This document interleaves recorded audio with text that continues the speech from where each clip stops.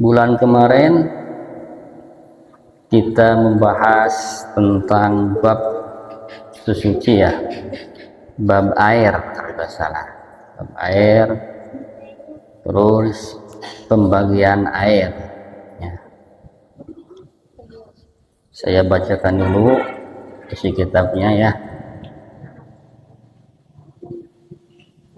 Bismillahirrahmanirrahim. Qala musannif rahimahullah ta'ala wa yanfa'ana bihi wa bihi fid dharain amin.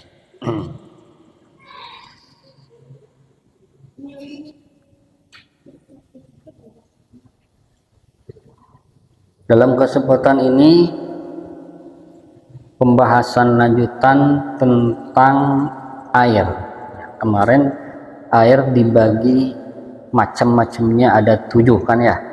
Air hujan, air laut, terus air sungai, air sumur, mata air, terus air es, air embun.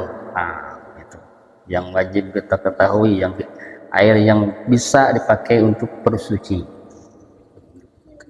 Dari 7 air tersebut dibagi lagi menjadi 7 bagian. Ada air yang suci mensucikan tapi tidak makruh, ada air yang suci mensucikan tapi makruh, ada air mustakmal, ada air najis. Itu bulan kemarin. Selanjutnya, wa huwa al-ma'ul musta'mal wa mutaghayyiru bima khalitahu minat taharati wa ma'un najsin. Wa huwa alladhi halas fihi najasatun wa huwa dunal kullataini au kana kullataini fataghayyara wal kullatani khamsami'atu ridlin bil Baghdadi takriban bil asafi.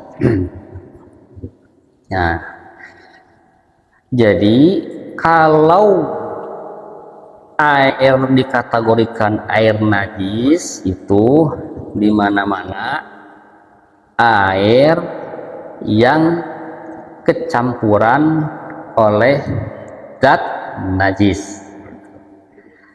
Tuh ya. Nah, pembahasan sekarang air dibagi lagi, jumlahnya ada 2 ya. Ada air kurang dari 2 kulah kalau istilah fikih ya. Ada air 2 kulah atau lebih. Itu. Kalau kategori air yang kurang 2 kulah kena najis, taruhlah kecretan, maaf, air kencing atau tai cacak umpamanya yang kurang daripada 2 kulah, meskipun itu air bersih, bening, gak ada berubah, kalau kurang dari 2 kulah maka air tersebut air najis, tidak boleh dipakai untuk berwudu, tidak sah wudunya, tidak sah untuk mandi junub. Itu makanya hati-hati nih. Contoh gini, kita kan berwudu Pak ya, hati-hati nih kalau berwudu, lagi ngambil air, awas kecretan dari muka kena lagi ke sini nih ya.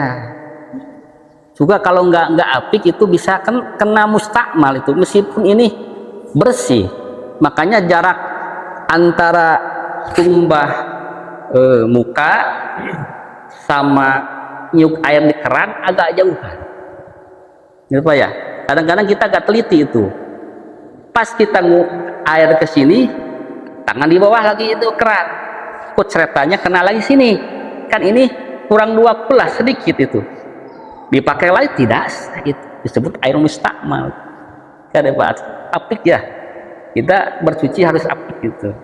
Makanya kalau kita berwudu nih, kecetannya buka itu tengadah gini, biar bucuran air itu ke sini, jangan ke bawah sini, ke sini.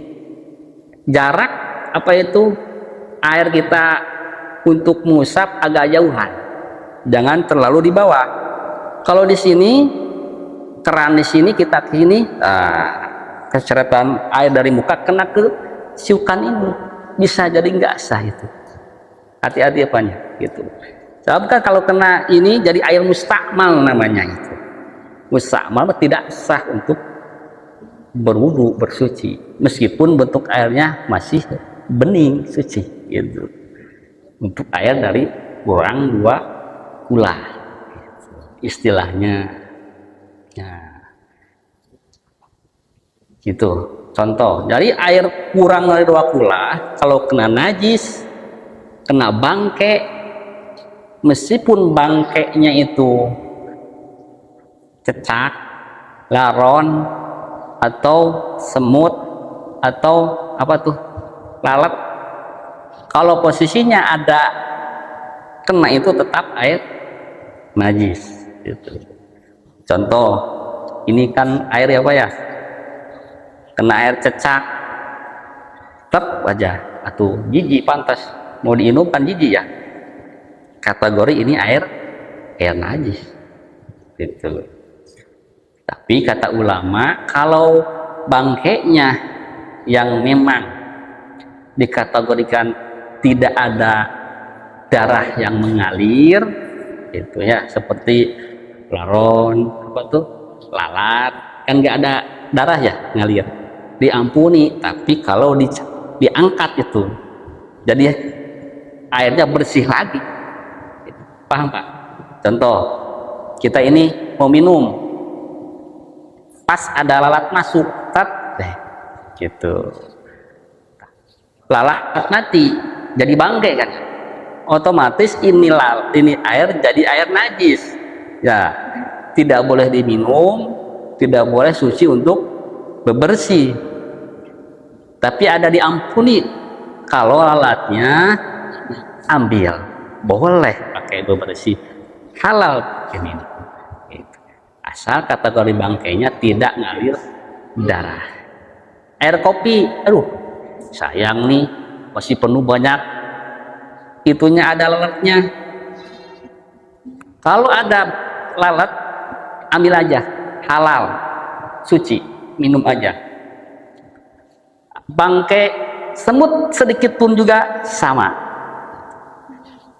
kategorinya juga. Kalau semua bangkai mayit itu hukumnya najis, terkecuali bangkai apa tuh, ikan bukan najis. Terus apalagi yang suka dipakai makan tuh, belalang ya, itu belalang bukan najis, bangkai manusia bukan najis, boleh dimakan kalau bangkainya juga itu. Nah, kalau selain itu hukumnya najis. Tapi tetap bangkai ikan juga kotorannya mah tetap najis, kotorannya tetap najis, meskipun bangkainya halal untuk dimakan, kotorannya mah najis. Makanya buang aja. Kalau kita nyari ikan ada yang mati, digoreng, buang aja kotorannya mah, gitu, boleh dimakan. Sampai ya itu.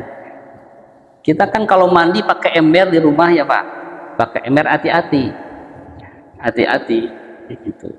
Kalau kan ukuran ember itu kecil, bukan dari ukuran 2 kula. Makanya kita tahu, nah ukuran 2 kula gimana ya, ukuran 2 kula nih, ukuran 2 kula biar kita tahu Pak ya, ukuran 2 kula. Ukuran 2 kula itu kalau pakai literan, kata kitab takrib ada kurang lebih 500 litlin 500 liter litlin bil Baghdadi takriban. Susah kalau bahasa kita apa ya, gitu susah.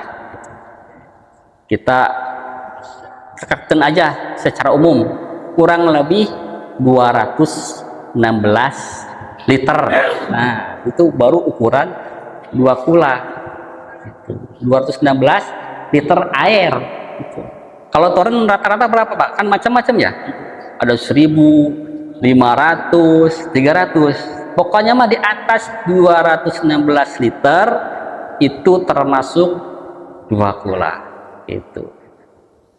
Toren kemasukan pakai kaca truk kayak aja, asal tidak berubah baunya, rasanya, ambunya, sah pakai bebersih. Itu toren atau ember ukurannya bisa 216 liter, kena tai cak-cak gitu, asal tidak berubah semuanya, rasanya, baunya, rupanya itu air, sah pakai suci, pakai wudhu, pakai mandi gitu. Apa ya gitu. Jadi patokan itu untuk ukuran pakai literan gitu.